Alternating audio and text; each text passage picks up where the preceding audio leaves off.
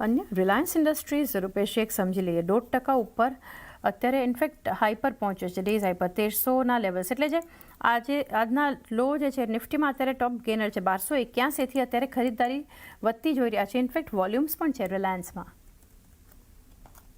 Definitely આજના સેશનમાં સારું એક્શન દેખાઈ રહ્યું છે રિલાયન્સમાં, અને આજે અગર આપણે જોઈએ તો ઇન્ટ્રાડે હાઈ ગઈકાલના ઇન્ટ્રાડે હાઈ કરતા ઉપર છે. એક થોડો માઇનર રેઝિસ્ટન્સ છે due to 50 DMA around 1300 level.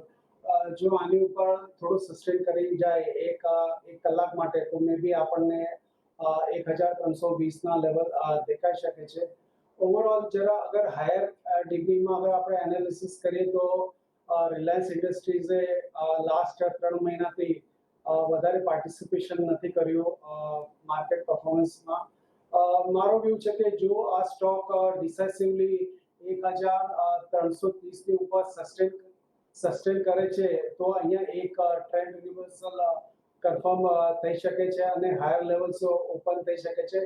As of now stock એક સાઇડવેઝ રેન્જમાં ટ્રેડ કરી રહ્યો છે છેલ્લા 3 મહિનાથી વિધિન 1250 અને ઉપરમાં 1350. ખાલી એક 100 પોઈન્ટની જ રેન્જ છે આમાં.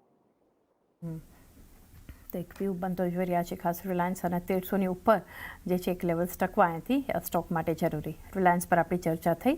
તો સ્ટાન્ડર્ડ ડિસ્ક્લેમર